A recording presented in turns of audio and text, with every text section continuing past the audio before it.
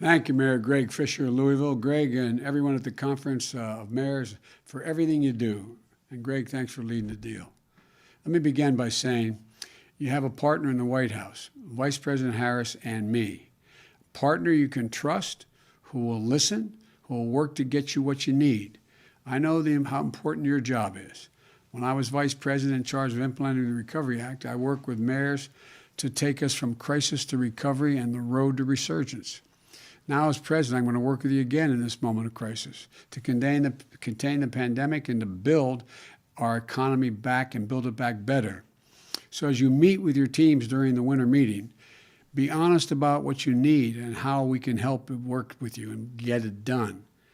We've just released our national strategy to beat COVID-19. The plan mounts an aggressive vaccination campaign to meet our goal of administering 100 million shots in the first 100 days. We've already instructed the Federal Emergency Management Agency, FEMA, to stand up the first federally supported community vaccination centers with a goal of 100 centers in the next month. The Centers for Disease Control and Prevention is working to make vaccines available to your local pharmacies by early February.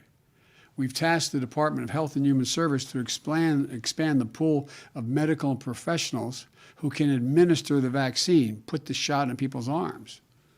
We're expanding testing, which will help your schools and businesses reopen safely and protect the most vulnerable among us.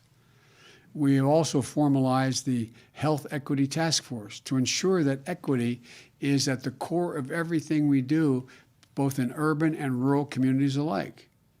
At the same time, we need to work together to slow the spread of COVID.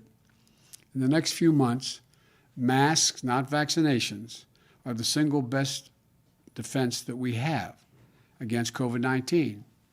Medical experts say that by wearing masks, from now until April, we will save more than 50,000 lives. 50,000 lives. We're asking the American people to mask up for the first 100 days. I've issued an executive order requiring masks on federal property and interstate travel like trains, planes, and buses.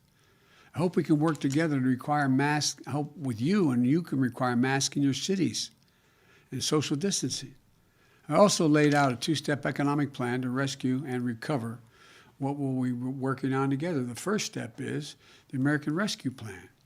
It includes direct cash payments, extended unemployment insurance, rent relief, food assistance, and aid to small businesses. It also includes $350 billion for state and local governments to keep educators, first responders, cops, firefighters, etc., on the job.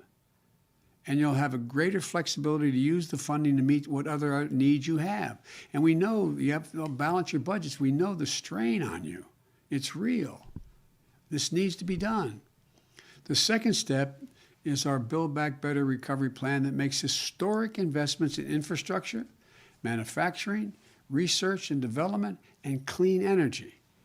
It also confronts the climate crisis with jobs, builds off our reentry into the Paris Climate Agreement, which I know so many of you never walked away from. Above all, I'll always level with you, I promise you. And the brutal truth is that things are going to get worse the next several months before they get better. We didn't get into this mess overnight. It's going to take time for us to turn things around. But we also have to act now, with urgency and unity as the United States of America. So please, reach out to me, reach out to Kamala, reach out to the administration and our team anytime, any day. I mean that, anytime, any day. We're your partners. We can do this together. I promise we'll do everything we can to help.